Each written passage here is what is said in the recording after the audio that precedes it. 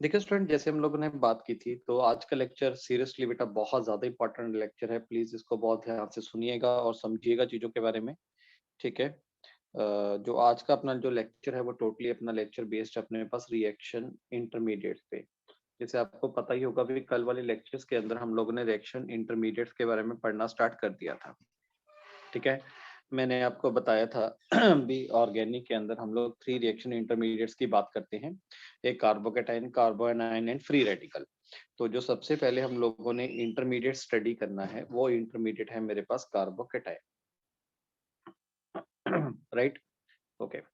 तो मैं कार्बोकैटायन को स्टार्टिंग से स्टार्ट कर रहा हूँ और ये पॉसिबिलिटी है भी ये हमारा कंप्लीट हो जाएगा बड़ी आसानी से आज के लेक्चर्स में। बस आपने बहुत चीजें ध्यान से समझने की कोशिश करनी है। देखिए डियर, सबसे पहले तो ये आता है भी कार्बोकैटायन बनता कैसे है। जैसे मान लीजिए मैंने आपको बताया था भी कार्बन है, कार्बन के पास मान लो 4 बॉन्ड्स बने हुए हैं और कार्बन के साथ लगा हुआ है। और आपके साथ कल ये बात डिस्कस की थी भी जो जी ग्रुप है, हम ये मान के चलते हैं भी उसकी जो इलेक्ट्रोनेगेटिविटी की वैल्यू है वो कार्बन के कंपैरेटिवली ज्यादा है। तो उससे क्या होने वाला है, ये जो जी है ये जो शेयर्ड इलेक्ट्रॉन्स है उसको अपनी तरफ खींच लेगा। अगर अपनी तरफ खींच लेगा तो पॉसिबिलिटी है भी ये वाला बॉन्ड क्लीव होके किसके पास चला जाए, जी के पास चला जाए। अगर ऐसा कुछ हो गया तो क्या बनेगा, कार्बन के साथ तो 3 बॉन्ड्स रह जाएंगे और कार्बन के ऊपर चार्ज आएगा पॉजिटिव चार्ज, और जो जी ग्रुप निकलेगा वो 2 इलेक्ट्रॉन्स लेके निकलेगा और उसके ऊपर चार्ज आ जाएगा नेगेटिव। अब ये जो हमारे पास पॉजिटिव चार्ज स्पीशीज बनती है, इसी स्पीशीज को हम लोग क्या बोलते हैं, वी कॉल्ड इट कार्बोकेटाइन। इसमें कार्बन का जो हाइब्रिडेशन होता है माय डियर वो sp2 है। अगर sp2 है तो इसका मतलब जो कार्बोकेटाइन होगा वो प्लेनर ज्योमेट्री का होगा। अगर हम कार्बोकेटाइन्स को देखते हैं तो इलेक्ट्रॉन डेफिशिएंट स्पीशीज हैं और इसको मैं 6 इलेक्ट्रॉन सिस्टम बोल सकता हूँ। क्लियर? 6 इलेक्ट्रॉन सिस्टम बोलने का मतलब क्या है भी, इसके साथ 3 बॉन्ड्स बने हुए हैं तो एक बॉन्ड के अंदर 2 इलेक्ट्रॉन है, तो 3 बॉन्ड्स के अंदर टोटल 6 इलेक्ट्रॉन्स हो गए।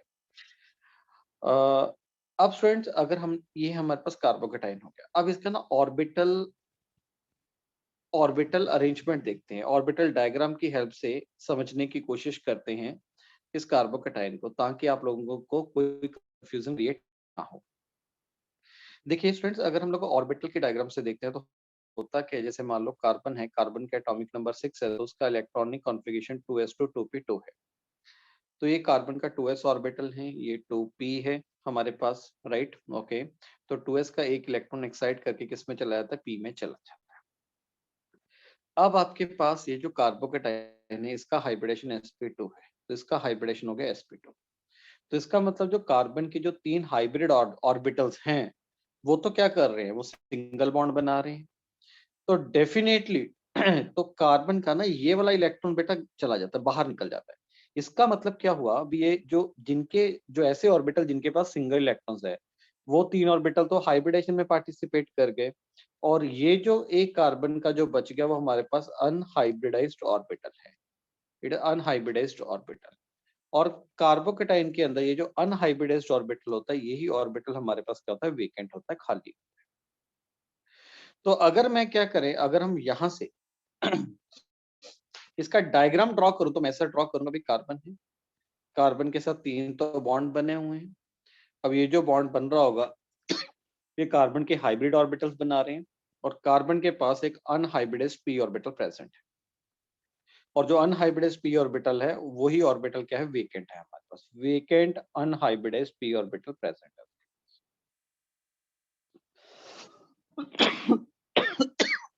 राइट एवरीवन, क्लियर हो गया यहाँ तक सबको? ठीक है। तो यहाँ पे जो सबसे इंपॉर्टेंट बात सीखने को है वो बात ये है स्टूडेंट्स भी, ये जो वेकेंट ऑर्बिटल है ना, जो कार्बन के ऊपर जो पॉजिटिव चार्ज है, कार्बन ने जो इलेक्ट्रॉन्स निकाला है वो कार्बन के अनहाइब्रिडाइज्ड ऑर्बिटल में से निकला हुआ है। तो जो ऑर्बिटल हाइब्रिडेशन में पार्टिसिपेट नहीं करता तो उसका स्ट्रक्चर भी चेंज नहीं होता, जिसकी वजह से जो पी ऑर्बिटल है वो एज इट इज डंबल की शेप में ही ड्रॉ किया जाएगा, क्योंकि इसने हाइब्रिडेशन में पार्टिसिपेट नहीं किया। राइट? ओके। अब आगे चलते हैं। अब नेक्स्ट हमारे पास क्या है, जैसे मैंने आपको बताया था, अब समझने की कोशिश करेगा। यहाँ पे मान लेते हैं हमारे पास केसेस हैं। मेरे पास एक केस है CH3CH2, ये वाला कंपाउंड है। एक केस में मेरे पास क्या है, CH2 double bond CH single bond G। और एक है CH3 CH triple bond C, इसके साथ G ग्रुप लगा हुआ है। ठीक है। अब तीनों में हमने क्या किया, पहले वाले केस में सिंगल बॉन्ड वाले ग्रुप के साथ बेटा G ग्रुप लगा हुआ था, सेकंड वाले में डबल बॉन्डेड वाले के साथ लगा हुआ है, और थर्ड वाले में ट्रिपल बॉन्डेड वाले के साथ लगा हुआ है। इन तीनों कंपाउंड में से हम लोगों ने G ग्रुप को बाहर निकाल दिया, और जैसे ही हमारे पास G ग्रुप बाहर निकला तो पहले वाले सिनेरियो में इस कार्बन के ऊपर पॉजिटिव आ गया, सेकंड सिनेरियो में जो डबल बॉन्डेड वाला कार्बन है उसके ऊपर पॉजिटिव चार्ज आ गया, और ट्रिपल बॉन्डेड वाले केस में जो ट्रिपल बॉन्डेड वाला कार्बन है उसके ऊपर पॉजिटिव चार्ज आ गया। अब यहाँ पे केमिकल बॉन्डिंग का कॉन्सेप्ट समझने की कोशिश करिएगा। ये मेरे पास पहले sp3 था, ये जनाब जी पहले sp2 थे, ये sp है। जब कार्बोकेटाइन बना इसके अंदर तो हाइब्रिडेशन sp2 है बेटा इसकी, क्योंकि 3 सिग्मा बॉन्ड है, लोन पेयर 0 है। इसका हाइब्रिडेशन क्या है डियर, sp है, इसका sp है, इसका हाइब्रिडेशन भी माय डियर sp ही है। तो इससे क्या पता लग रहा है, यहाँ पे क्या चीज समझने को मिल रही है, आप मेरी बात ध्यान से सुनिएगा। ये जो पहले का हाइब्रिडेशन पहले sp3 था, फिर ये sp2 बना, इसका मतलब ये जो G ग्रुप निकला है, ये जो G ग्रुप जो निकल रहा था वो जो कार्बन का इलेक्ट्रॉन्स लेके निकला है, तो जिसकी वजह से कार्बन का हाइब्रिडेशन क्या हो गया, चेंज हो गया। तो इस केस में कार्बन का जो जो खाली ऑर्बिटल है, जो इन द फर्स्ट केस जो इलेक्ट्रॉन्स निकला है वो कार्बन के अनहाइब्रिडाइज्ड ऑर्बिटल में से निकला है, और जिसकी वजह से कार्बन का जो अनहाइब्रिडाइज्ड ऑर्बिटल है वो खाली पड़ा है, जैसे आपको पीछे बताया था। इस केस में भी बेटा sp है, तो इसमें एक तो कितने p ऑर्बिटल्स रह गए, 2 p ऑर्बिटल्स रह गए। एक p ऑर्बिटल तो क्या कर रहा है, पाई बॉन्ड बना रहा है, और एक p ऑर्बिटल क्या पड़ा है, खाली पड़ा है। अगर हम थर्ड वाले सिनेरियो में बात करते हैं तो ट्रिपल बॉन्डेड वाले कार्बन के ऊपर क्या है, पॉजिटिव है। तो इसका मतलब पता है क्या है, इसका मतलब ये हो गया, अगर मैं इसको ऑर्बिटल डायग्राम से आपके साथ शेयर करूं तो इसका मतलब ये हो गया स्टूडेंट्स, ये बना CH, ये ट्रिपल बॉन्ड C था, ये उसका हाइब्रिड ऑर्बिटल था। ठीक है, जो G के साथ क्या करके बैठा था, इसका हाइब्रिडेशन sp है, जिसने G के साथ क्या किया हुआ है, ओवरलैप किया हुआ है। जब ये बॉन्ड टूटा और इस कार्बन के ऊपर कौन सा चार्ज आ गया, पॉजिटिव चार्ज आया। अब ये जो जिस कार्बन के ऊपर पॉजिटिव चार्ज आ रहा है वो उसके हाइब्रिड ऑर्बिटल के ऊपर आ रहा है डियर, मतलब इसका p ऑर्बिटल खाली नहीं है, इसका प्योरली p ऑर्बिटल नहीं खाली, इसका हाइब्रिड p ऑर्बिटल खाली है, इसका हाइब्रिड sp ऑर्बिटल खाली है। आप मेरी बात समझे, दोनों में क्या फर्क पड़ना, स्टूडेंट्स क्लियर हुआ कि नहीं हुआ ये चीज?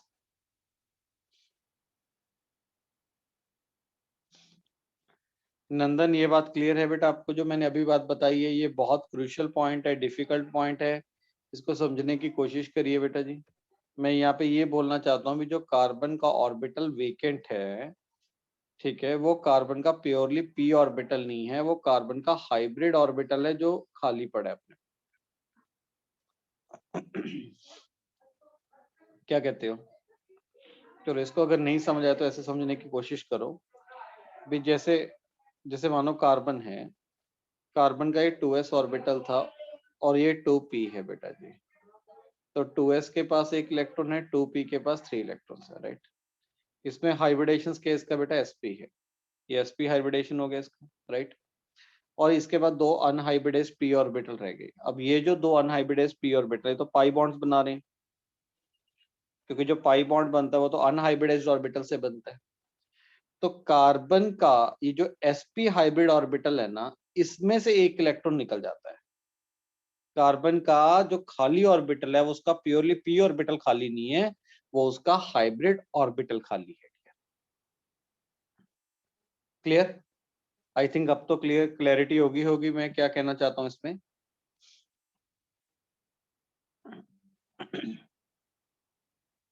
मोहित क्या बोलते हो बेटा, क्लियर है?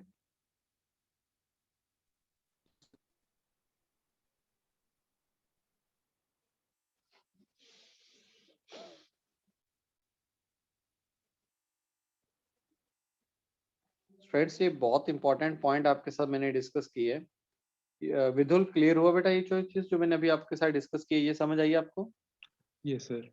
ओके, एक इंपॉर्टेंट केस बेटा और करके रख लेते हैं।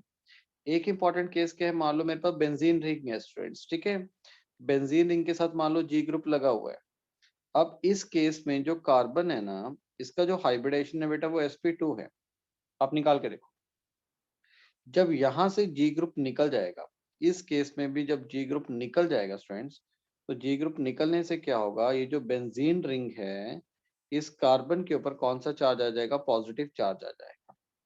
और इस केस में भी जो ऑर्बिटल खाली है ना, वो इसका sp2 हाइब्रिड ऑर्बिटल खाली है। इस कार्बन का जो हाइब्रिडेशन है वो sp2 ही है, पहले भी sp2 था, अब भी sp2 है। पहले क्या था, वो sp2 हाइब्रिड ऑर्बिटल क्या कर रहा था, ओवरलैप करके बॉन्ड बना रहा था। अब क्या है, अब उसका एक sp2 हाइब्रिड ऑर्बिटल क्या हो गया, खाली हो गया। ठीक है, क्यों, क्योंकि इसका हाइब्रिडेशन sp नहीं हो सकता। sp क्यों नहीं हो सकता, क्योंकि अगर हाइब्रिडेशन sp होगा फिर तो मॉलिक्यूल की ज्योमेट्री लीनियर बन गई, तो साइक्लिक कंपाउंड तो लीनियर हो ही नहीं सकता अपने पास यार। साइक्लिक कंपाउंड का जो एटम है वो लीनियर कैसे हो जाएगा, फिर साइक्लिक स्ट्रक्चर कैसे बनेगी अपने पास।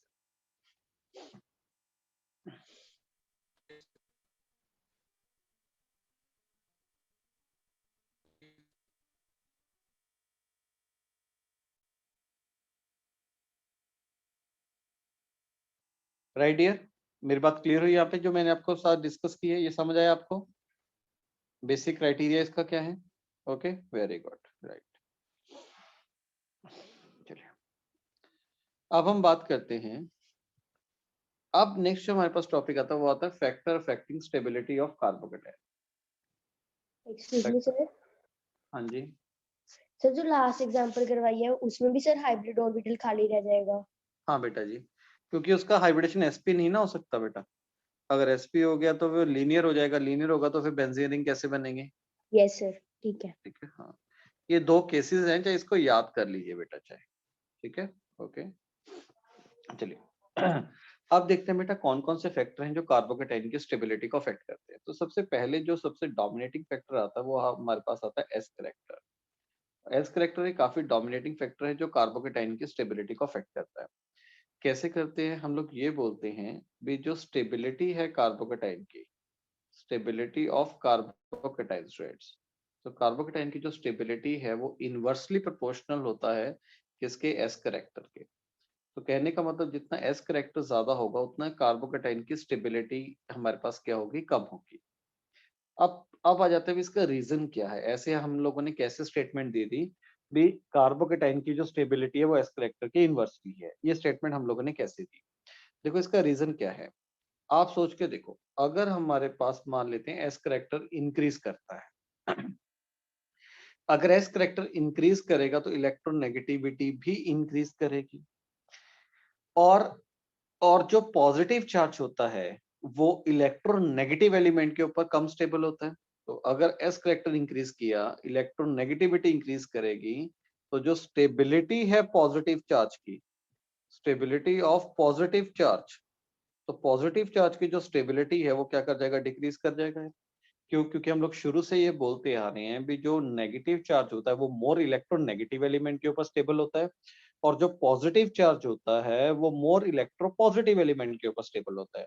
और इस सिनेरियो में हम लोग क्या करने की कोशिश कर रहे हैं, इस सिनेरियो में तो हम लोग जो मोर इलेक्ट्रोनेगेटिव एलिमेंट है उसके ऊपर पॉजिटिव लेके आने की कोशिश कर रहे हैं। तो जो मोर इलेक्ट्रोनेगेटिव एलिमेंट होगा उसके ऊपर जो पॉजिटिव चार्ज होगा उसकी स्टेबिलिटी बहुत कम होगी। ठीक है तो अगर हम इसका एग्जाम्पल देखें तो जैसे आपको याद होगा भी कल हम एक एग्जाम्पल स्टडी कर रहे थे। एक केस में सिंगल बॉन्डेड वाले कार्बन के ऊपर पॉजिटिव चार्ज है डियर, एक केस में डबल बॉन्डेड वाले कार्बन के ऊपर पॉजिटिव चार्ज है, और एक केस में ट्रिपल बॉन्डेड वाले कार्बन के ऊपर पॉजिटिव चार्ज है। तो सबसे पहले ये सबसे डोमिनेटिंग फैक्टर होता है माय डियर एस करेक्टर। आप सबसे पहले क्या करेंगे, इसमें हाइब्रिडेशन देखेंगे, यहाँ पे हाइब्रिडेशन sp2 है, इसका हाइब्रिडेशन sp है, इसका भी बेटा sp है, राइट। मतलब यहाँ पे जो एस करेक्टर है वो जस्ट हमारे पास यहाँ पे 33% है, और यहाँ पे जो एस करेक्टर है वो 50% है, और थर्ड वाले में भी जो एस करेक्टर प्रेजेंट है वो 50% है। तो यहाँ से मैं इजीली बता सकता हूँ भी जो ए है, ए की जो स्टेबिलिटी है, ठीक है, वो कम होगी as compare to B and C से। ठीक है, बट बेटा बी और सी में से भी अगर कंपेयर करें ठीक है, अगर ए मॉलिक्यूल है, ये हमारे पास बी है, ये सी है, अगर बी और सी में से भी बेटा अगर हम लोग कंपेयर करने की कोशिश करें तो जो सी होगा उसकी स्टेबिलिटी ज्यादा कम होगी। आपने ये इस चीज को ध्यान रखना है, मैं उसका रीजन भी आपको बताऊंगा। भी आपने ये ध्यान रखना है भी इस तरफ अगर आप मूव कर रहे हैं तो जो जो एस करेक्टर है, जो एस करेक्टर है वो क्या कर रहा है, इंक्रीज कर रहा है। अगर एस करेक्टर इंक्रीज करेगा तो पॉजिटिव चार्ज की जो स्टेबिलिटी है वो हमारे पास डिक्रीज करेगी, पॉजिटिव चार्ज स्टेबिलिटी डिक्रीज करेगी, जिसकी वजह से स्टेबिलिटी का ऑर्डर ए बी और सी आना चाहिए। अब डाउट कहाँ पे आ गया, डाउट आ गया बी और सी में। सर बी और सी में कैसे कंपेयर करोगे, बी में भी कार्बन का हाइब्रिडेशन sp है और सी में बेटा भी कार्बन का हाइब्रिडेशन sp है। तो एक चीज तो आप लोग डायरेक्टली याद भी रख सकते हो भी जितना ज्यादा बॉन्ड ऑर्डर होगा, ठीक है, उसके जितने ज्यादा बॉन्ड ऑर्डर वाले एटम्स के ऊपर पॉजिटिव चार्ज अपीयर होगा उतना पॉजिटिव की स्टेबिलिटी कम होगी। या फिर दूसरा क्या देख सकते हैं, अगर इनका sp टू sp इसका sp इसका भी sp है, इसके साथ वाले कार्बन को देखो, इसके साथ वाले कार्बन का भी sp है, जबकि इसके साथ वाले कार्बन का हाइब्रिडेशन sp2 है। तो इसका मतलब जो ट्रिपल बॉन्डेड वाला केस है ना, ट्रिपल बॉन्डेड वाले केस में क्या हो रहा है बेटा जी, जो जो जिस कार्बन के ऊपर पॉजिटिव है उससे नेक्स्ट वाले कार्बन का जो हाइब्रिडेशन sp है, मतलब उसके बाद s करेक्टर 50% है, तो डेफिनेटली क्या होगा, ये जो कार्बन होगा ये इलेक्ट्रॉन्स को अपनी तरफ खींचेगा, इसके इलेक्ट्रॉन को खींचने की टेंडेंसी ज्यादा होगी एज कंपेयर टू जो बी वाला sp2 हाइब्रिडाइज्ड कार्बन है उसके कंपैरेटिव।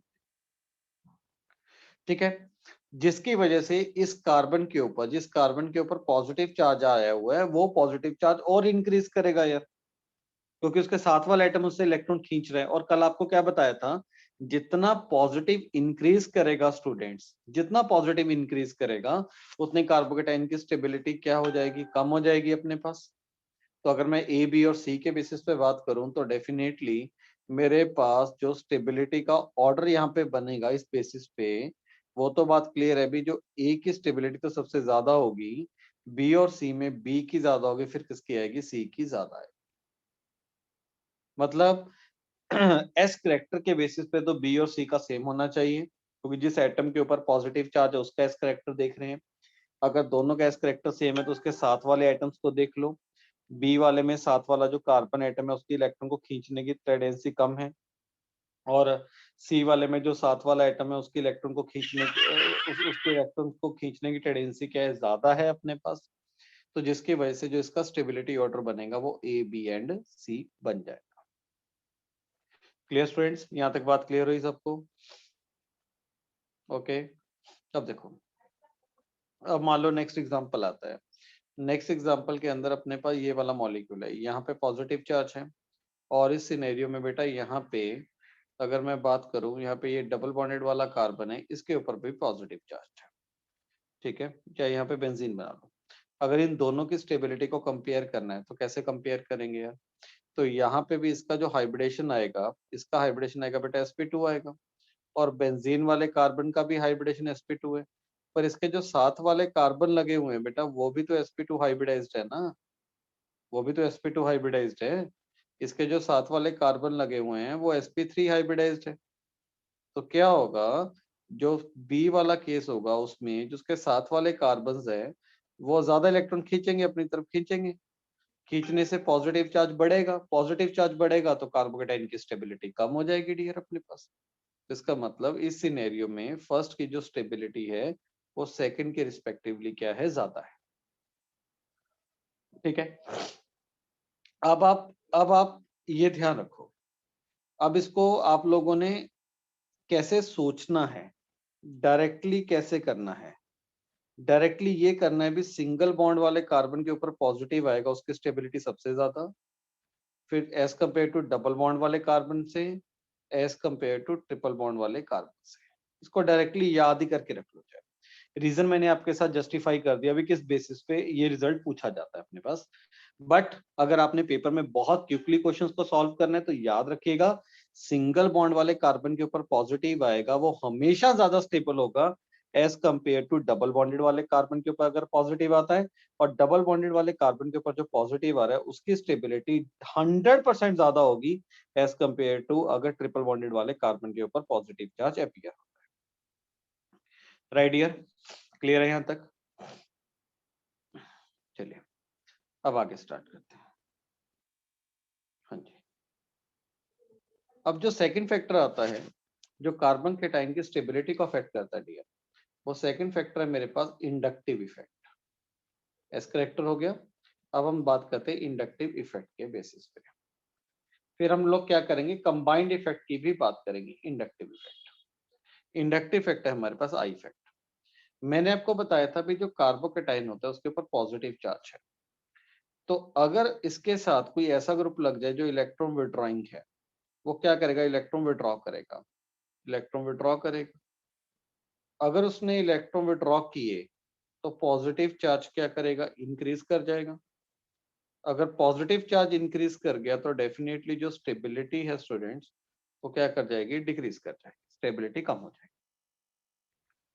अगर मैं ERG ग्रुप लगाता हूँ, मान लो कोई कार्बोकेटाइन बना हुआ है उसके साथ इलेक्ट्रॉन रिलीजिंग ग्रुप लग गया। इलेक्ट्रॉन रिलीजिंग ग्रुप का मतलब उसको इलेक्ट्रॉन डोनेट कर रहा है। अगर इलेक्ट्रॉन रिलीजिंग ग्रुप होगा वो क्या करेगा, इलेक्ट्रॉन्स डोनेट करेगा, रिलीज करेगा। अगर इलेक्ट्रॉन रिलीज करेगा तो जो पॉजिटिव चार्ज है कार्बन के ऊपर वो डिक्रीज करेगा, और जितना पॉजिटिव चार्ज डिक्रीज करेगा उतनी स्टेबिलिटी उसकी इंक्रीज करेगी। क्योंकि आपको स्पेशली ये बोला था भी किसी भी एलिमेंट्स के ऊपर जो पॉजिटिव चार्ज आ रहा है, किसी भी एलिमेंट्स के ऊपर ये जो पॉजिटिव चार्ज आ रहा है ये उसके ऊपर एक टेंशन की तरह है। जितना ये पॉजिटिव कम होगा उतना हमारे पास जो कार्बोकेटाइन बनेगा उसकी स्टेबिलिटी क्या होगी, ज्यादा होगी। तो ये पता लगा भी जो इलेक्ट्रॉन विड्रॉइंग ग्रुप है वो तो स्टेबिलिटी को क्या करेगा, डिक्रीज करेगा, और इलेक्ट्रॉन डोनेटिंग ग्रुप बेटा स्टेबिलिटी को इंक्रीज करेंगे। तो इसके अकॉर्डिंग तो मैं ये नहीं बोल सकता।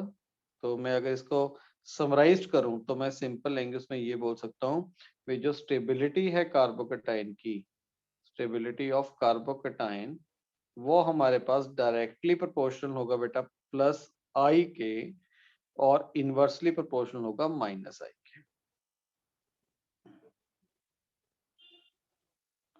ओके, ये मतलब बनेगा अपने पास फिर, ठीक है भी अपने पास वो अगर देखें तो वो प्लस आई के डायरेक्टली प्रोपोर्शनल होगा और माइनस आई के इनवर्सली प्रोपोर्शनल होगा। क्योंकि प्लस आई कौन से होते हैं, जो इलेक्ट्रॉन डोनेटिंग ग्रुप होते हैं, माइनस आई कौन से होते हैं, जो इलेक्ट्रॉन विड्रॉइंग ग्रुप होते हैं। ठीक है, राइट, हाँ जी। चलो अब क्या करते हैं, इसके कुछ क्वेश्चंस को सॉल्व करने की कोशिश करते हैं।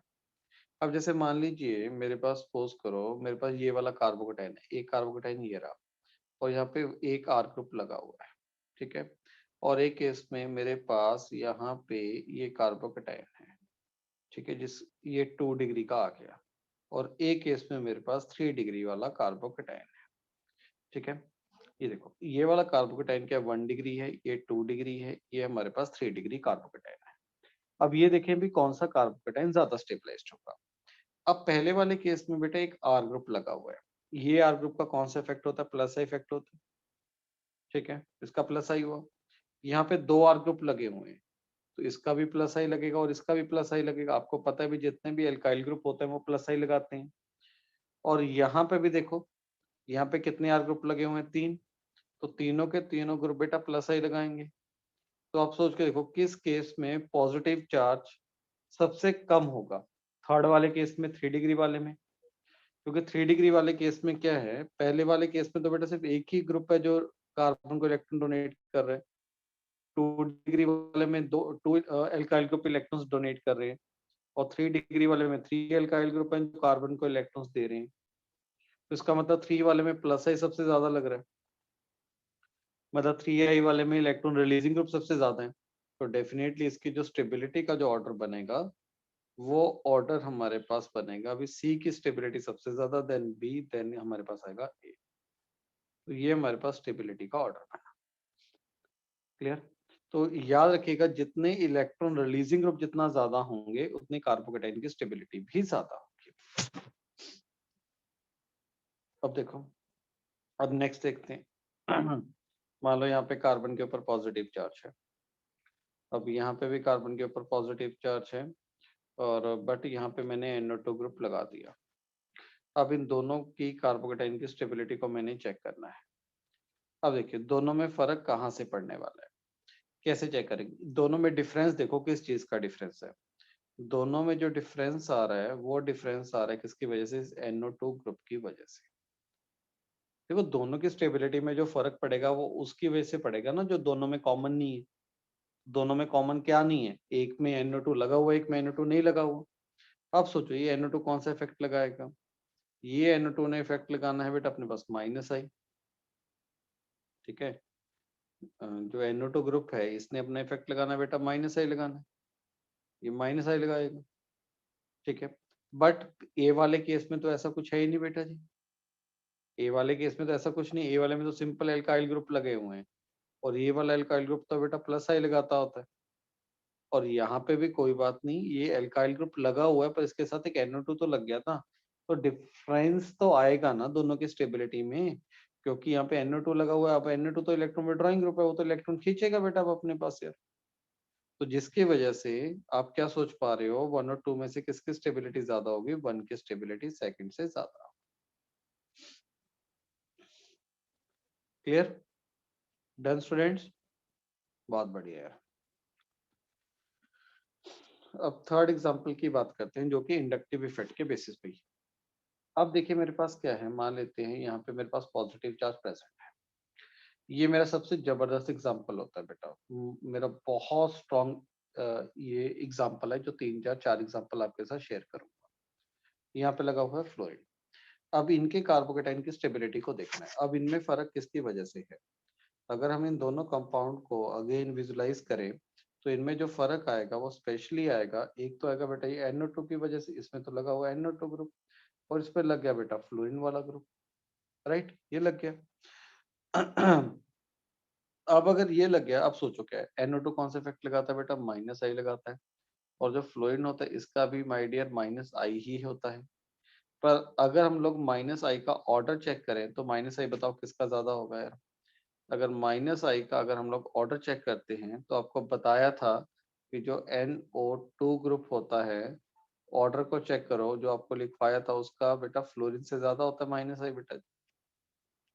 NO2 का फ्लोरीन से ज्यादा होता है, तो बताओ तो किस केस में ज्यादा electron strong electron withdrawing group लगा हुआ है?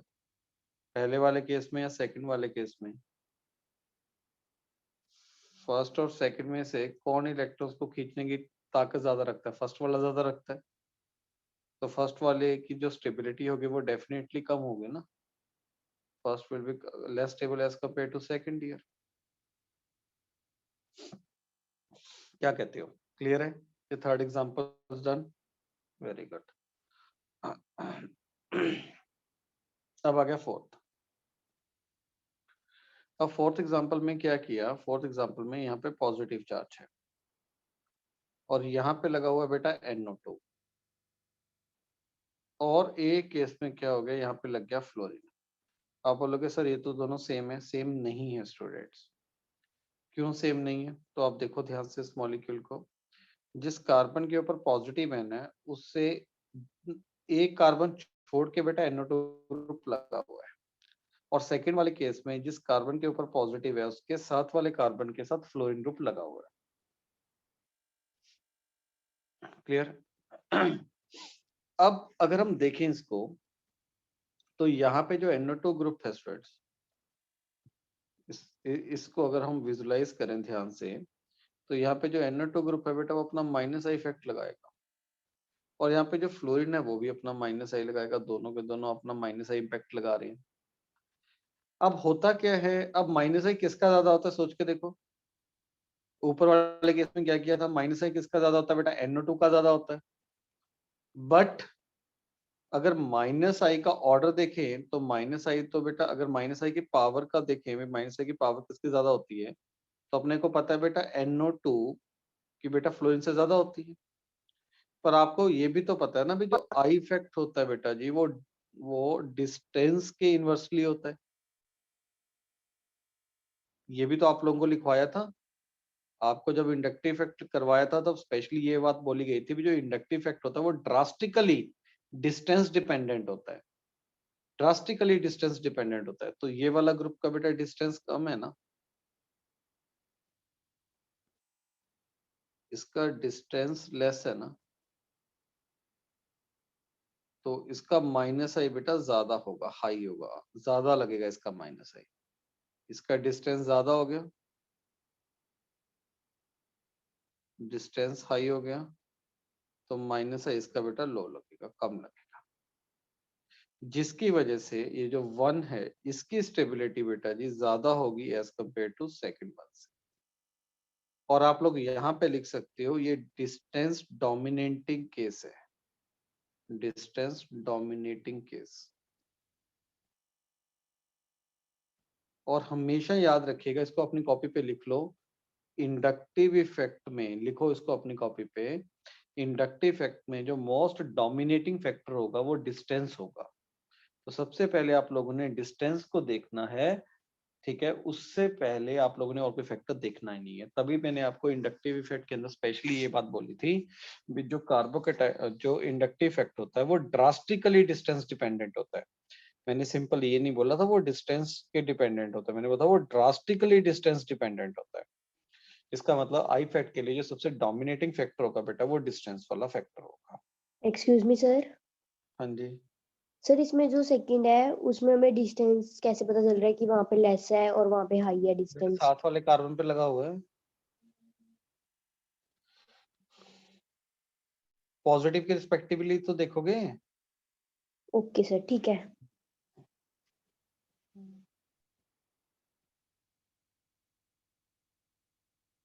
क्लियर बेटा जी। तो ये था हमारे पास इंडक्टिव इफेक्ट के बारे में, ठीक है। हाँ,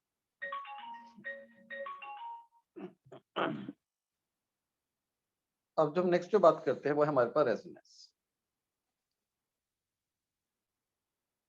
रेजोनेंस के बाद रेजोनेंस और साथ में बात करेंगे बेटा mesomeric effect, resonance and mesomeric effect. देखो अब मान लो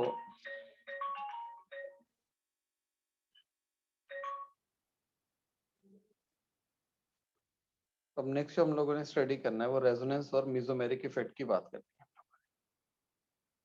राइट। अब इसको कैसे स्टडी करने वाले हम लोग, सबसे पहले हम रेजोनेंस के बेसिस पे देखते हैं। देखो आप एक चीज सोच के देखिएगा, ठीक है। हाँ, ये थर्ड फैक्टर आ गया बेटा अपने पास, इज अ थर्ड फैक्टर। अब इसमें होता क्या है, इस थर्ड फैक्टर में क्या है, जैसे मान लीजिए एक कोई एक पर्सन है यार, कोई एक पर्सन है, उसके ऊपर कोई टेंशन आ गई, उसके ऊपर एक कोई टेंशन आ गई। अगर उस अब उसके ना आगे काफी फ्रेंड्स हैं, काफी ज्यादा फ्रेंड्स हैं, ठीक है, इसके फ्रेंड्स हैं, ठीक है, इसके फ्रेंड्स हैं। अगर अब सोच के देखो, एक एक दोस्त एक पर्सन था, उसके आगे बेटा 4 फ्रेंड्स थे। तो एक दूसरे सिनेरियो में क्या आ गया, एक पर्सन और है यार उसका, वो एक पर्सन और है उसके ऊपर भी टेंशन आ गई, ठीक है। इसको पर्सन 1 मान लेते हैं, इसको सेकंड मान, इसको इसको मान लेते हैं राम मान लेते हैं, इसको हम लोग श्याम मान लेते हैं। दोनों के ऊपर टेंशन आ चुकी है, इसका नो फ्रेंड, इसका कोई फ्रेंड नहीं है, ठीक है। अब मेरे को बताओ किस केस में जो टेंशन है वो किसके ऊपर टेंशन ज्यादा होगी, किसके ऊपर टेंशन कम होगी। अब जो राम था उसके पास उसके 4 फ्रेंड्स थे, वो वाले फ्रेंड्स भी टेंशन को शेयर करने के लिए तैयार बैठे हुए हैं। तो आप मेरे को बताइए भी किस केस के अंदर जो टेंशन है वो ज्यादा होगी और किस केस में टेंशन कम होगी। राम के ऊपर टेंशन ज्यादा होगी कि श्याम के ऊपर ज्यादा होगी। तो जो मेरे पास आंसर्स आ रहे हैं, तो बच्चे बोल रहे हैं सर श्याम के ऊपर टेंशन ज्यादा होगी, राम के ऊपर कंपैरेटिवली कम होगी। क्यों? क्योंकि जो राम के ऊपर जो टेंशन आ रही है उसको बाकी लोग भी शेयर कर रहे हैं, ठीक है।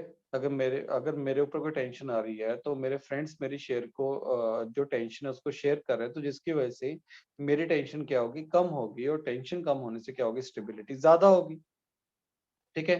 अब शाम में बेचारा उसके ऊपर टेंशन है, उसका भी फ्रेंड ही नहीं है, तो वो बहुत ज्यादा अनडिस्टर्ब रहेगा अपने पास। तो वही चीज फ्रेंड यहाँ पे केमिस्ट्री के अंदर होती है। जितना जितना पॉजिटिव चार्ज, एक पॉजिटिव चार्ज जितने ज्यादा एटम्स के ऊपर डिस्ट्रीब्यूट होगा उतना उस कार्बोकेटाइन पॉजिटिव उस मॉलिक्यूल की स्टेबिलिटी ज्यादा होगी। तो कहने का मतलब क्या है भी, जो स्टेबिलिटी है, स्टेबिलिटी ऑफ कार्बोकेटाइन, ठीक है, वो डायरेक्टली प्रोपोर्शनल होगा हमारे पास नंबर ऑफ आर एस के। तो जितनी रेजोनेटिंग स्ट्रक्चर्स हमारे पास ज्यादा होंगी उतनी कार्बोकेटाइन की जो स्टेबिलिटी है डियर वो भी ज्यादा होने वाली है। ठीक है, अब पहले तो आर एस के बेसिस पे करते हैं। अब होता कैसे है देखो, इसको देखते हैं बेटा जी, इसके बेसिस पे कुछ क्वेश्चंस को करने की कोशिश करते हैं। पहला मॉलिक्यूल आ गया, पहले वाले मॉलिक्यूल में क्या यहाँ पे पॉजिटिव बना हुआ है, सेकंड वाले केस में यहाँ पे पॉजिटिव है, और थर्ड वाले सिनेरियो में हमारे पास पॉजिटिव चार्ज यहाँ पे है। ओके, तो अगर हम अब यहाँ पे ए बी और सी में हम लोगों ने स्टेबिलिटी को देखना है। ए में तो जो बेटा नो कोई रेजोनेंस हो ही नहीं रही, no R S, no resonance, तो इसको +1/1 लिख सकता हूँ। +1/1 का मतलब एक पॉजिटिव को एक ही शेयर कर रहा है, ऐसा लिख सकता हूँ। अब इसमें देखो सेकंड वाले में, सेकंड वाले में रेजोनेंस पॉसिबल है या नहीं है, बिल्कुल है। ये वाला बॉन्ड यहाँ पे चला जाएगा तो पॉजिटिव यहाँ पे दिखाई देना स्टार्ट हो जाएगा, तो इसको +1/2 लिख सकता हूँ, मतलब एक पॉजिटिव को दो एटम शेयर कर रहे हैं। सी वाले में देखो, ये वाला बॉन्ड यहाँ पे जाएगा तो पॉजिटिव यहाँ पे आ जाएगा, ये वाला बॉन्ड यहाँ पे जा सकता है, पॉजिटिव यहाँ पे आ जाएगा, मतलब एक पॉजिटिव को कितने एटम शेयर कर रहे हैं, 3 एटम्स शेयर कर रहे हैं, तो उसको +1/3 लिखा। +1/3 ये बता रहा है भी एक पॉजिटिव चार्ज को 3 एटम्स क्या कर रहे हैं, शेयर कर रहे हैं। अब बताओ किस केस में पॉजिटिव चार्ज ज्यादा एटम्स के ऊपर स्प्रेड हो रहा है, ए में, बी में के सी में? डेफिनेटली सी में हो रहा है, तो सी की स्टेबिलिटी सबसे ज्यादा, देन बी, और सबसे लास्ट में आएगा हमारे पास ए। तो ये हमारे पास क्या है, स्टेबिलिटी ऑर्डर है। ठीक है, तो ये हमारे पास क्या बन गया, स्टेबिलिटी ऑर्डर बन गया। क्लियर? तो जो स्टेबिलिटी ऑर्डर है वो हमारे पास है CBA है। क्लियर? डन? हाँ जी, अब चलो आगे चलते हैं। अब नेक्स्ट वाले एग्जांपल्स को देखते हैं। अब नेक्स्ट वाले एग्जांपल में मान लो मेरे पास ये वाला केस आ गया, यहाँ पे मेरे पास यहाँ पे मान लो पॉजिटिव चार्ज प्रेजेंट है, एक केस में पॉजिटिव चार्ज यहाँ पे प्रेजेंट है, और एक केस में जो पॉजिटिव चार्ज है वो इस तरीके से प्रेजेंट है। चलो बताओ इस केस में बताओ स्टेबिलिटी का ऑर्डर क्या होगा। इसमें जो बनेगा वो +1/2 बनेगा, एक पॉजिटिव को दो एटम ही शेयर करेंगे। ठीक है, इसमें क्या बनेगा, ओनली +1 ही बनेगा, एक पॉजिटिव ही रहेगा। इसमें क्या बनेगा, +1/3 बनेगा। तो इसके अंदर पॉजिटिव चार्ज सबसे ज्यादा शेयर हो रहा है, डिस्ट्रीब्यूट हो रहा है, नंबर ऑफ कार्बन एटम्स के ऊपर ज्यादा जा रहा है, तो जिसकी वजह से जो थर्ड वाला का होगा उसकी स्टेबिलिटी, तो इसकी स्टेबिलिटी का ऑर्डर क्या बनेगा, सी की स्टेबिलिटी सबसे ज्यादा, देन डियर अपने पास ए, और सबसे लास्ट में आएगा बी। क्लियर यहाँ तक? चलें आगे माय डियर, चलिए स्टूडेंट्स आगे, चलिए राइट। अब यहाँ पे नेक्स्ट देखते हैं। नेक्स्ट जो आता है मेरे पास थर्ड एग्जांपल आता है, और इसको इंपॉर्टेंट केस बना लीजिएगा। ठीक है, इसको इंपॉर्टेंट लिखिएगा। अब थर्ड में आपको कंपैरिजन करना आता है भी, आपने इनकी स्टेबिलिटी को कंपेयर करना है। मान लो एक कंपाउंड मेरे पास बेंजीन रिंग के साथ मैंने CH2 लगा के उसके ऊपर पॉजिटिव लगा दिया, एक तो ये आ गया, इसका नाम होता है बेंजाइल कार्बोकेटाइन। इसको बोलते हैं बेंजाइल कार्बोकेटाइन, क्योंकि आपको बोला था बेंजीन रिंग के जो साथ वाला कार्बन होता है उसको बेंजाइलिक कार्बन बोलते हैं, उसके ऊपर पॉजिटिव चार्ज आ रहा है तो उसको बेंजाइल कार्बोकेटाइन बोला जाता है। ये बन गया बेंजाइल कार्बोकेटाइन। और दूसरा जो अपने पास कंपाउंड आता है वो आता है allylic carbocation, CH2 double bond CH single bond CH2 positive. ठीक है, इस कार्बोकेटाइन को बोला जाएगा एलाइलिक कार्बोकेटाइन। एलाइलिक कार्बोकेटाइन किसको बोलते हैं, जो डबल बॉन्ड से नेक्स्ट वाला जो सिंगल बॉन्डेड वाला कार्बन होता है ना, उसके ऊपर अगर पॉजिटिव चार्ज आता है तो उसको एलाइलिक कार्बन बोलते हैं। डबल बॉन्डेड से नेक्स्ट जो सिंगल बॉन्डेड वाला कार्बन है वो एलाइलिक कार्बन है, उसके ऊपर अगर पॉजिटिव आता है तो उसको एलाइलिक कार्बोकेटाइन बोला जाता है। अब हमने ये देखना है भी बेंजाइलिक और एलाइलिक कार्बोकेटाइन में कौन ज्यादा स्टेबल है। तो इसका आंसर क्या बनेगा बताओ? बेंजाइलिक और एलाइलिक में ज्यादा स्टेबल कार्बोकेटाइन कौन सा होगा? तो अगर आप इसमें रेजोनेंस चलाएंगे तो इसमें +1/4 बनेगा ना। देखो, आप इसका रेजोनेंस चलाओ। जब आप इसका रेजोनेंस चलाओगे, आपको मैंने ऑलरेडी इसका रेजोनेटिंग स्ट्रक्चर ड्रॉ करवाना सिखा भी रखा है भी, कैसे ड्रॉ करना है हम लोगों ने। तो इसके बेटा ये जो ऑर्थो वाली पोजीशंस है, इसके ये जो 3 पोजीशंस हैं, ये वाली पोजीशंस होगी, ये पोजीशन है और ये जो पोजीशन है, मतलब जितने भी ऑर्थो मेटा पैरा पोजीशंस हैं उन सबके ऊपर इसके क्या आएगा? पॉजिटिव चार्ज अपीयर होगा ना इसकी वजह से। जब आप इसकी रेजोनेंस चलाओगे तो इसमें जो रेजोनेंस चलाओगे तो सिर्फ कितने एटम्स के ऊपर पॉजिटिव आएगा? 2 के ऊपर आएगा। वो 2 कौन कौन से? एक तो ये वाला और एक ये वाला। सिर्फ 2 एटम ऐसे हैं जिनके ऊपर पॉजिटिव चार्ज अपीयर होगा। तो डेफिनेटली बोल सकते हैं जो स्टेबिलिटी होगी वो फर्स्ट की स्टेबिलिटी सेकंड के कंपैरेटिवली क्या होगी? ज्यादा। Right everyone? तो जो फर्स्ट वन होगा वो मोर स्टेबल होगा एज कंपेयर टू सेकंड से। क्या कहते हो? Clear students? यहाँ तक तो रेजोनेंस वाली बात बेटा क्लियर है आप सबको? ओके है? क्लियर है? राइट। ओके, अब यहाँ पे देखिएगा ये 3 एग्जांपल्स हो गए। अब मैं तो ये मान के चल रहा हूँ भी यहाँ तक सबको क्लैरिटी हो चुकी है। अब यहाँ पे बेटा एक मीजोमेरिक इफेक्ट आता है। तो जैसे हम लोगों ने रेजोनेंस किया था वैसे मीजोमेरिक इफेक्ट आता है। अब सोचो, देखो मीजोमेरिक इफेक्ट में क्या होगा। तो जो स्टेबिलिटी है कार्बोकेटाइन की, आप सोचो, सभी ध्यान दो इस चीज पे, जो कार्बोकेटाइन की स्टेबिलिटी होगी वो +m के डायरेक्टली होगी और -m के इनवर्सली नहीं होगी क्या? सोचो, ये चीज मैंने कैसे आपको बताई। देखो, आपको ये तो पता है भी अगर कार्बोकेटाइन को स्टेबल करना है तो कार्बोकेटाइन को तो इलेक्ट्रॉन डोनेटिंग ग्रुप ही स्टेबल करेंगे। और इलेक्ट्रॉन डोनेटिंग ग्रुप कौन से होते हैं? जो अपना +m इफेक्ट लगाते हैं, जो अपना +m इफेक्ट लगाते हैं। ठीक है,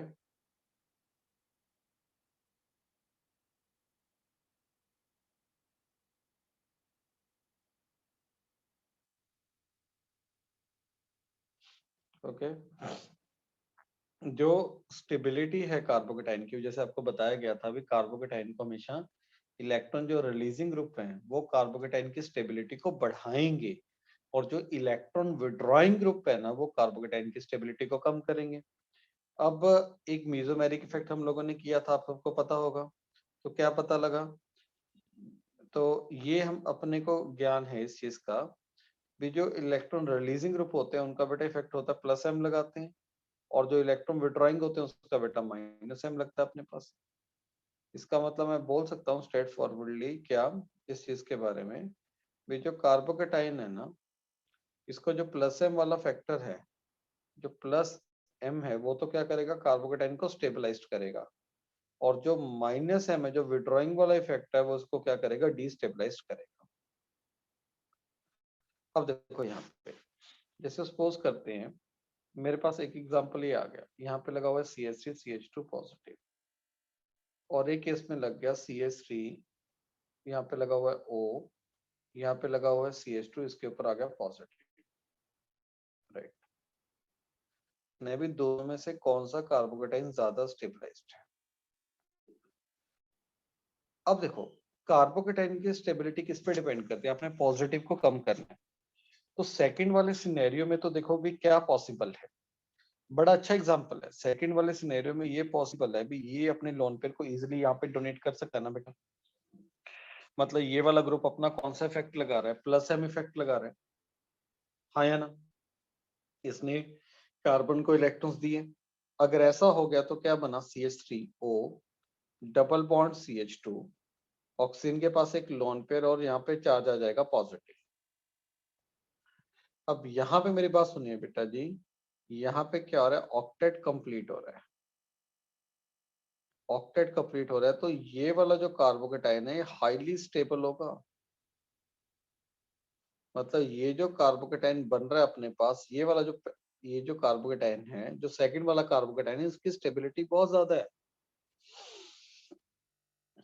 अब आप बोलोगे स्टेबिलिटी क्यों ज्यादा है? भाई देखो, आप कार्बोकेटाइन को स्टेबल कैसे कर रहे हो? आप उसकी कमी को दूर कर रहे हो।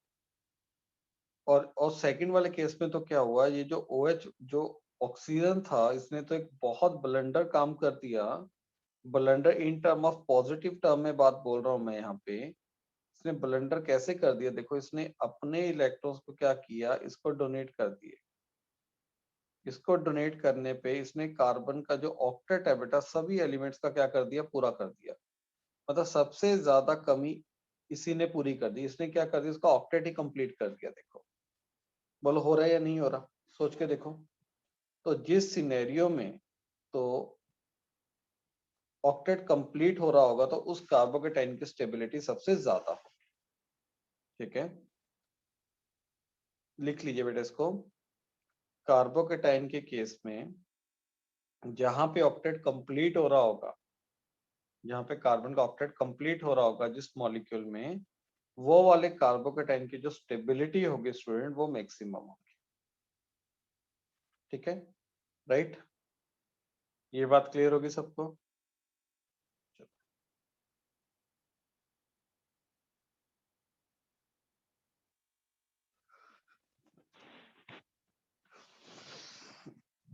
हाँ जी, तब आगे चल।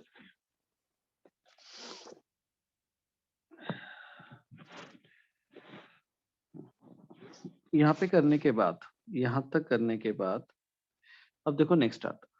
नेक्स्ट पे बेटा क्या आता है मेरे पास? मान लीजिए ये कार्बोकेटाइन है। अच्छा, एक एग्जांपल होता है। अब आपने इनमें से स्टेबिलिटी को कंपेयर करना है।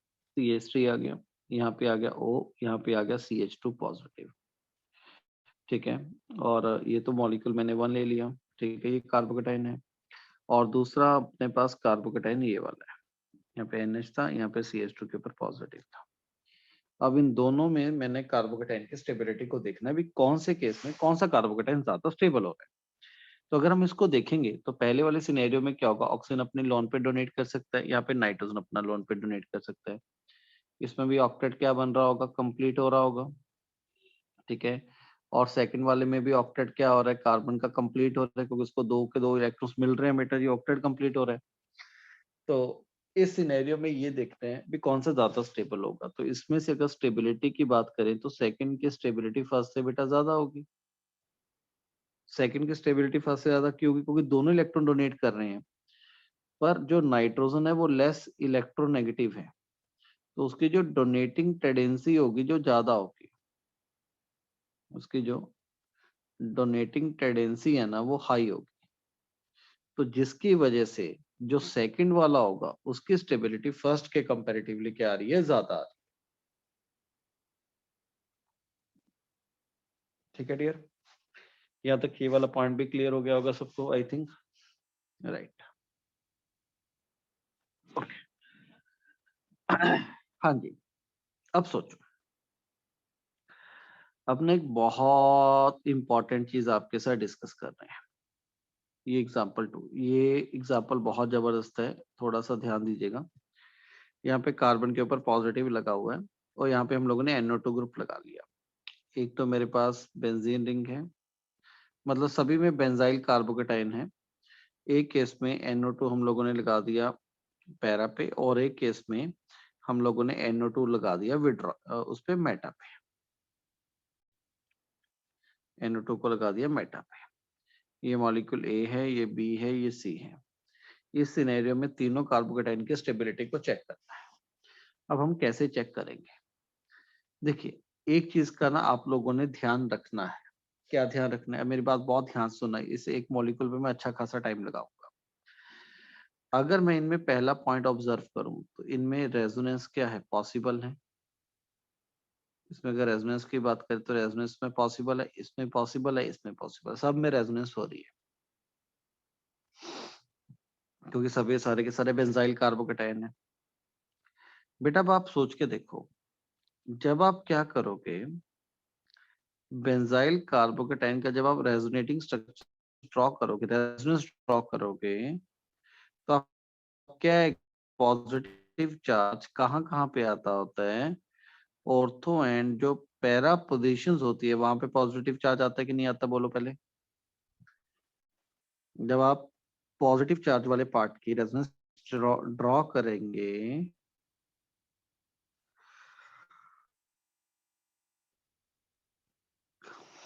तो ये जो ऑर्थो एंड पैरा वाली पोजीशन है इनके ऊपर पॉजिटिव चार्ज आएगा। आएगा कि नहीं आएगा बोलो? पॉजिटिव यहाँ पे भी आएगा। अगर जिस कार्बन के ऊपर पॉजिटिव आ रहा है उसके साथ वाले कार्बन पे NO2 लगा हुआ है, जिस कार्बन के ऊपर पॉजिटिव आ रहा है उसके साथ वाले कार्बन के ऊपर NO2 लगा हुआ है।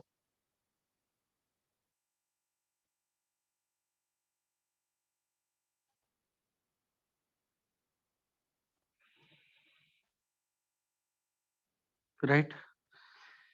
तो इसका मतलब ये जो ग्रुप है अब ये अपना माइनस एम इफेक्ट लगा सकता है।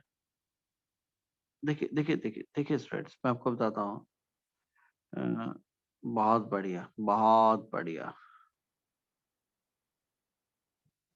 यहाँ पे ना इस एग्जाम्पल को ऐसे ही पढ़े रहने दीजिएगा। इससे पहले ना हम एक एग्जाम्पल को और सॉल्व करते हैं, और उस एग्जाम्पल को सॉल्व करने से पहले आप लोग एक नोट बनाइए, एक नोट लिखिएगा बेटा। क्या भी जो एम इफेक्ट है is applicable only at ortho and para positions.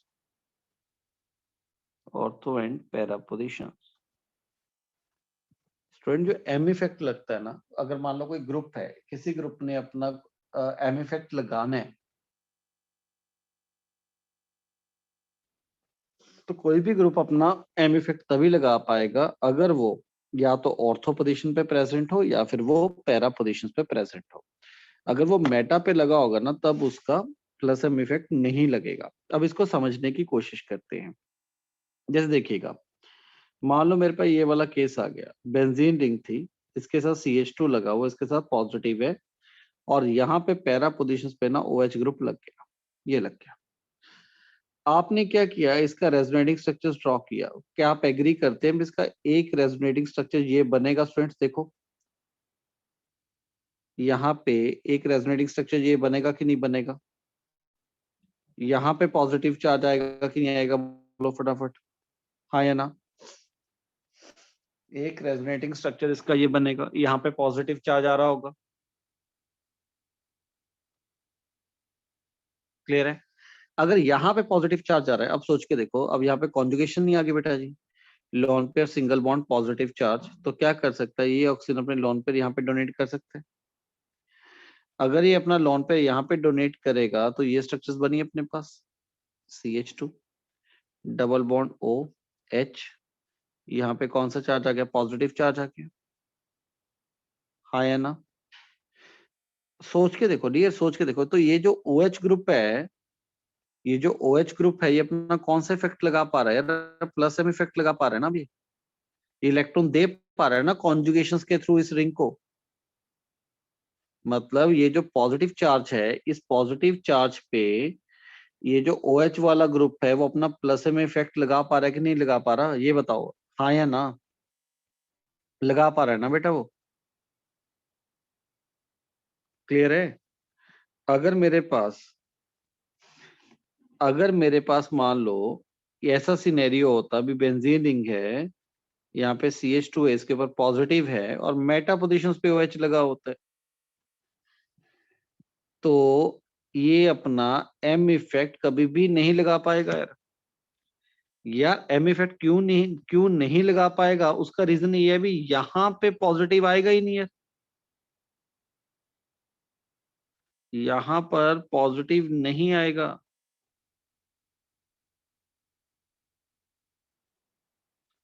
क्योंकि जब आप रेजोनेंस चलाओगे इस ऊपर वाले मॉलिक्यूल, ये वाले मॉलिक्यूल की, जब आप रेजोनेटिंग स्ट्रक्चर्स ड्रॉ करोगे तब आपको क्लियर कट पता है यार, भी जो पॉजिटिव चार्ज आता है वो तो या तो ऑर्थो पे आता है या फिर पैरा पे आता है। जब तक इस कार्बन के ऊपर पॉजिटिव चार्ज अपीयर नहीं होगा तब तक ये वाला ग्रुप अपना प्लस एम इफेक्ट भी नहीं लगा पाएगा। हाँ या ना? क्या बोलते हो? क्लियर है कि नहीं है? मेरी बात समझ आई आप सबको?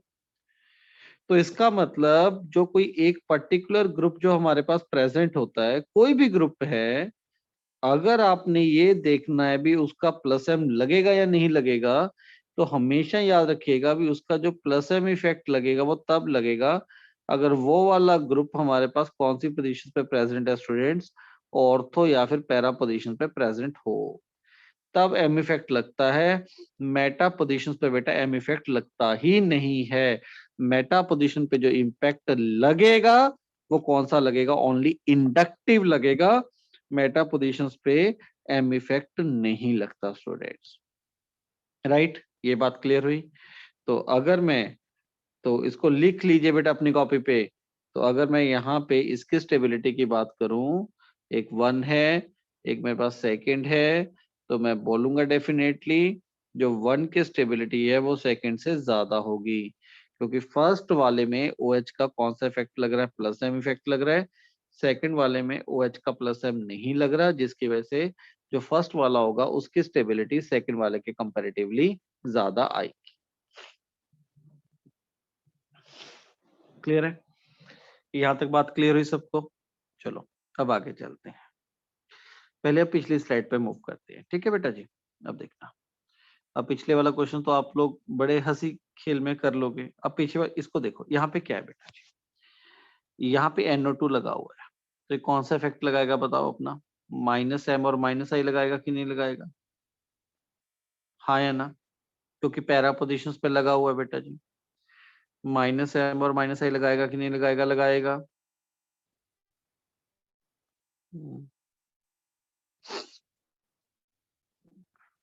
क्लियर है?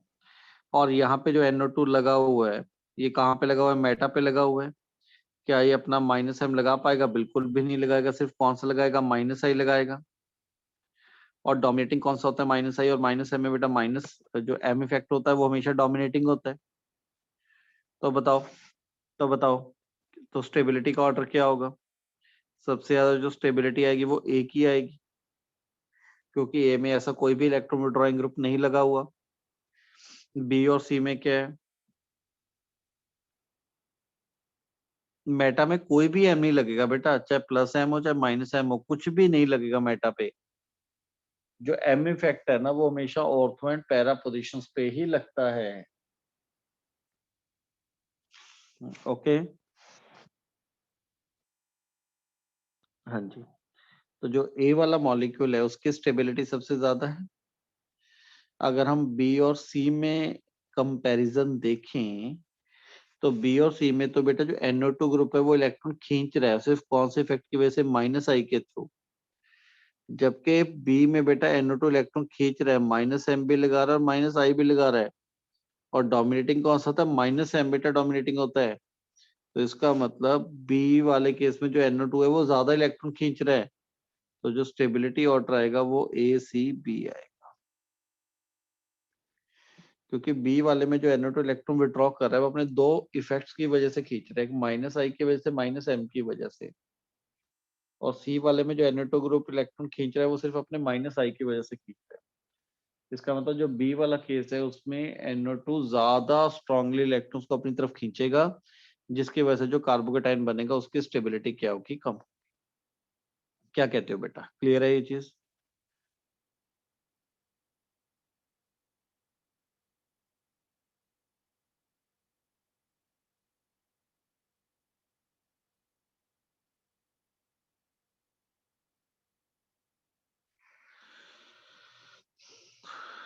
बोलिए, क्लियर? क्लियर है ना? हाँ। अब इसके बेसिस पे कुछ क्वेश्चन आपको दे रहा हूँ, फटाफट मेरे को करके दिखाइए बेटा जी। वो क्वेश्चंस क्या हैं? यहाँ पे हमारे पास बेंजाइल केटाइन है और यहाँ पे मैंने NO2 लगा दिया। एक सेकंड सिनेरियो में मेरे पास यहाँ पे बेंजाइल केटाइन है और यहाँ पे 2 NO2 लगा दिए, ठीक है। और थर्ड वाले केस में अकेला बेंजाइल केटाइन है। आप इसकी स्टेबिलिटी बताएं मेरे को। नेक्स्ट मॉलिक्यूल क्या है? बेंजाइल केटाइन है। और और एक मॉलिक्यूल हम लोगों ने क्या लगा दिया? बेंजाइल केटाइन है और इसमें यहाँ पे OCH3 ग्रुप लगा दिया। और थर्ड सिचुएशंस के अंदर हमारे पास जो बेंजाइल केटाइन है उसके साथ हम लोगों ने पैरा पोजीशंस पे NO2 ग्रुप लगा दिया। थर्ड वाले सिनेरियो में क्या किया? CH2 पॉजिटिव है, यहाँ पे बेटा OH ग्रुप लगा दिया पैरा पे, और CH2 पॉजिटिव है, पैरा पोजिशंस पे OR ग्रुप लगा दिया, और थर्ड वाले केस में बेंजाइल कैटायन लिया और इसके साथ हम लोगों ने यहाँ पे एल्डिहाइड ग्रुप लगा दिया। ठीक है, ये हो गया। तो आपने इन तीनों क्वेश्चंस को सॉल्व करना है, लीजिए करिए।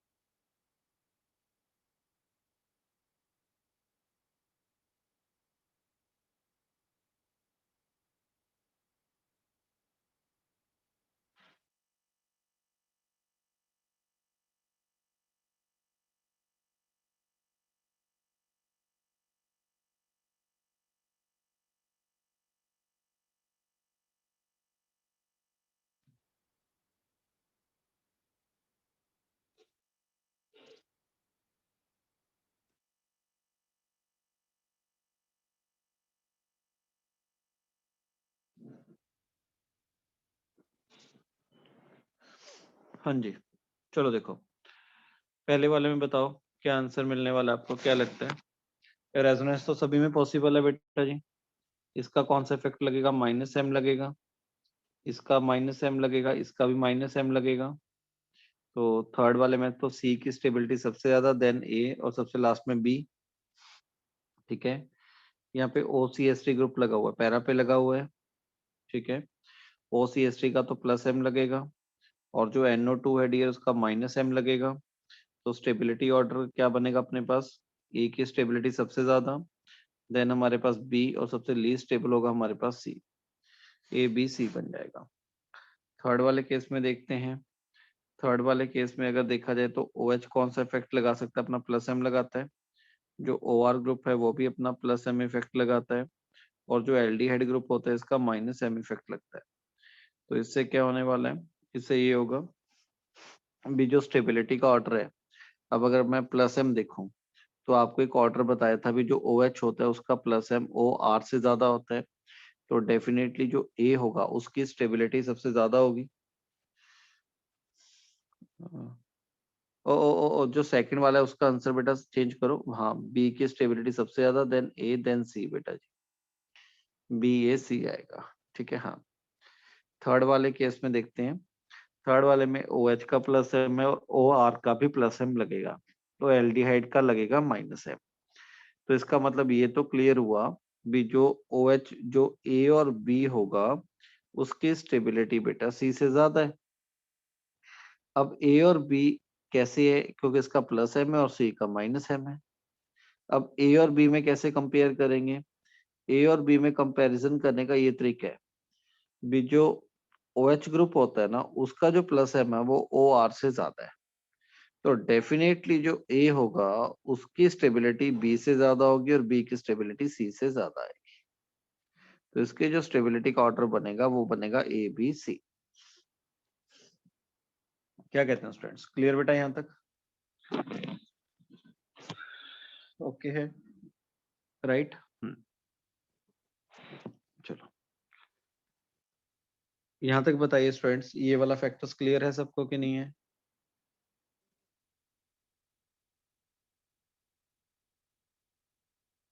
Clear, okay.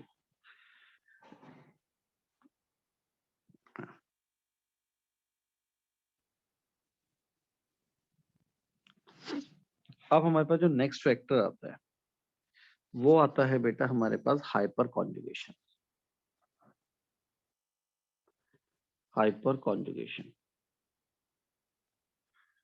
देखो कार्बोकेटाइंस के अंदर तो हाइपर कॉन्जुगेशन भी पॉसिबल था, और जितनी हाइपर कॉन्जुगेशन स्ट्रक्चर ज्यादा होती है उतना पॉजिटिव चार्ज ज्यादा एटम्स के ऊपर स्प्रेड होता है। तो बोल सकते हैं भी जो स्टेबिलिटी है ना कार्बोकेटाइन की, जो स्टेबिलिटी है कार्बोकेटाइन की, stability of carbocation is directly proportional to my dear इसके अल्फा एच के number of hyperconjugation structures. तो जितनी हाइपर कॉन्जुगेशन स्ट्रक्चर जितनी ज्यादा होंगी उतना जो कार्बोकेटाइन होगा उसकी स्टेबिलिटी भी ज्यादा होगी। Right everyone? ओके, क्लियर है? तो जितना number of hyper conjugation structure ज्यादा उतनी कार्बोकेटाइन की स्टेबिलिटी भी ज्यादा अपने पास। तो चलो इसके बेसिस पे कुछ क्वेश्चंस को देखते हैं। जैसे मान लो ये पॉजिटिव है और ये मेरे पास यहाँ पे पॉजिटिव है। अब कैसे चेक करेंगे?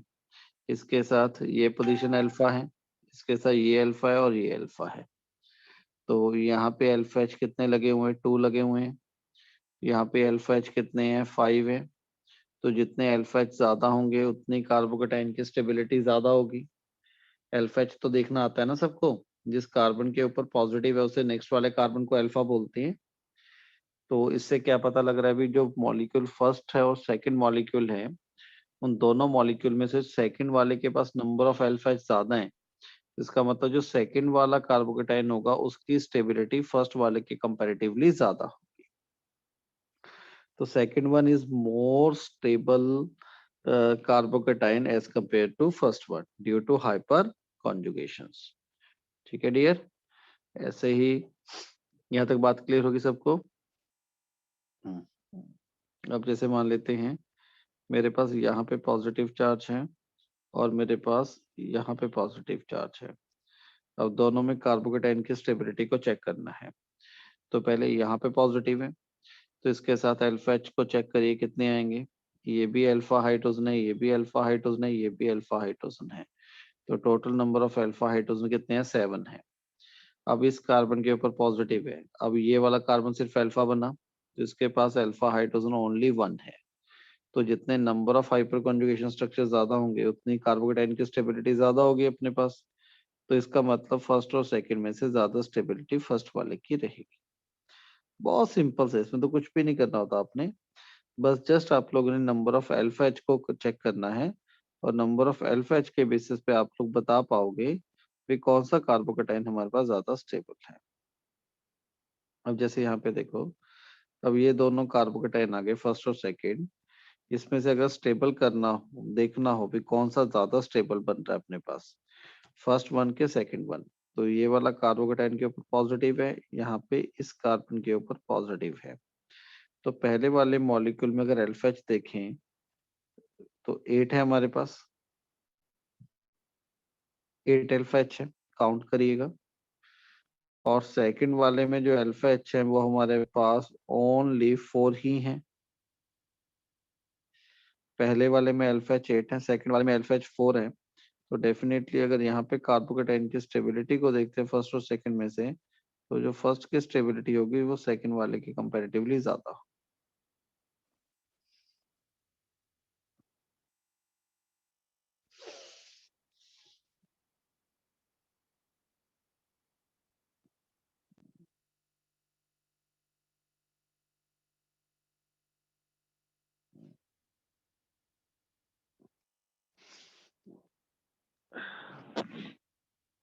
Right everyone?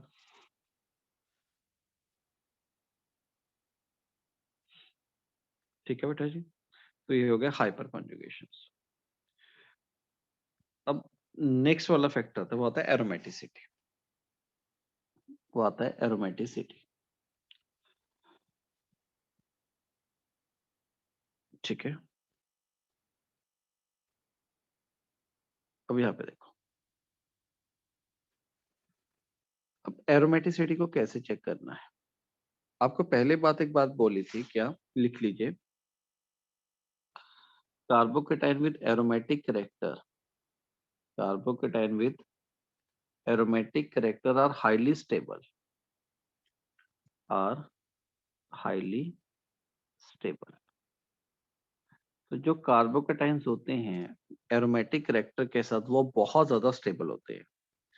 और एक ऑर्डर को तो आप लोगों को मानना ही पड़ेगा, क्या भी, अगर कोई कार्बोकेटाइन एरोमेटिक है तो उसकी स्टेबिलिटी सबसे ज्यादा होगी, देन नॉन एरोमेटिक की, और सबसे कम जो स्टेबिलिटी आएगी वो एंटी एरोमेटिक की आएगी। जो जो सबसे कम स्टेबिलिटी बनेगी वो एंटी एरोमेटिक कंपाउंड की बनेगी। अब देखो इसको कैसे सोचना है। अब जैसे सपोज करिएगा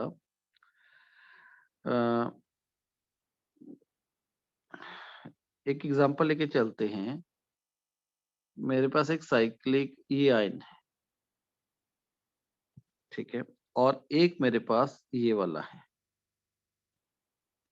ये दो कैटाइन्स है हमारे पास, एक कैटाइन नंबर 1, एक कैटाइन नंबर 2। इन दोनों कैटाइन्स की स्टेबिलिटी को मैंने कंपेयर करना है। अगर डियर मैं रेजोनेंस लगाता हूं तो रेजोनेंस के बेसिस पे तो जो पहले वाले का जो पॉजिटिव चार्ज है, एक पॉजिटिव वो 3 एटम्स के ऊपर स्प्रेड होगा, 1 positive will spread over 3 atoms. And second वाले सिनेरियो में जो एक पॉजिटिव चार्ज है वो 5 एटम्स के ऊपर आएगा। आप उसका रेजोनेंस ड्रॉ करके देखिए बेटा सेकंड वाले मॉलिक्यूल्स का। तो definitely number of resonating structure तो किसमें ज्यादा है यार, सेकंड वाले में ज्यादा है। लिख लो भी, number of resonating structure second वाले में ज्यादा है। तो अगर रेजोनेंस वाला फैक्टर मैं लगाता तो स्टेबिलिटी सेकंड वाले की फर्स्ट वाले से ज्यादा होती बेटा जी। बट जो पहले वाला कंपाउंड है वो एरोमेटिक है और सेकंड वाला कंपाउंड एंटी एरोमेटिक है। जब भी ऐसा कुछ दिखाई दे तो इसका मतलब मैं डेफिनेटली बोलूंगा भी 1 की जो स्टेबिलिटी आएगी वो सेकंड के कंपैरेटिवली ज्यादा है। मतलब जब साइक्लिक दिया हो ना कोई कैटाइंस, तो आप लोगों ने और कुछ सोचना ही नहीं है, आप लोगों ने सबसे पहले जो दिमाग में लेके आना है वो एरोमेटिसिटी को लेके आना है। तो जो एरोमेटिक होंगे वो सबसे ज्यादा स्टेबल, देन हमारे पास नॉन एरोमेटिक, और सबसे लीस्ट स्टेबल जो कैटाइन होंगे वो हमारे पास एंटी एरोमेटिक। क्लियर है? ओके, एग्जाम्पल 2 की बात कर लेते हैं।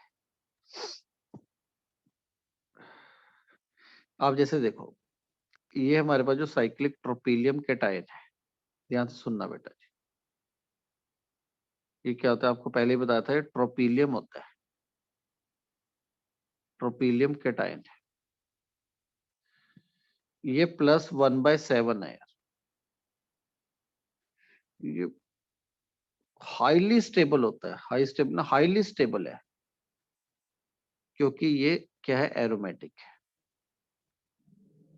एक तो ये एरोमेटिक हो गया, दूसरा इसके अंदर जो एक पॉजिटिव कितने एटम्स के ऊपर स्प्रेड हो रहा है, 7 एटम्स के ऊपर हो रहा है, जिसकी वजह से जो ट्रोपिलियम कैटायन होता है ना, इसकी स्टेबिलिटी बेटा एक्सेप्शनली ज्यादा होता है, बहुत ज्यादा स्टेबल होता है।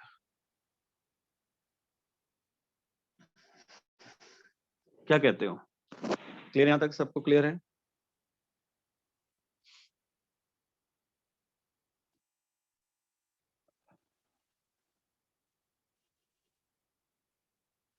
बताइए स्टूडेंट्स, यहाँ तक डन? सबको समझ आ गया प्रॉपरली बेटा जो चीजें हम लोगों ने की हैं? तो आप लोग क्या करो, आज के लिए ना बेटा इतना ही कर लो, कल अपना जीओसी कंप्लीट हो जाएगा डियर, कल वाली क्लास में जीओसी पूरा हो जाएगा, ठीक है? कल हम लोग क्या करेंगे, पहले तो कार्बोकेटाइन ही करेंगे, थोड़ा सा जो रहता है हमारे पास, ओके, और उसके बाद फिर हम लोग कार्बो एनाइन और फ्री रेडिकल, ठीक है डियर? चलो ठीक है डियर, ओके। 3 लेक्चर बेटा हर्षित, 3 लेक्चर्स ओनली। हाँ नंदन बोलो। सर मॉड्यूल करते टाइम आई थिंक वो भी था शायद एसिड बेस करैक्टर वगैरह, सर वो भी करना है? एसिड बेस करैक्टर का कोई क्वेश्चंस नहीं आप लोगों ने करना, ठीक ठीक है? है, ठीक है थैंक यू बेटा, सर। Okay dear.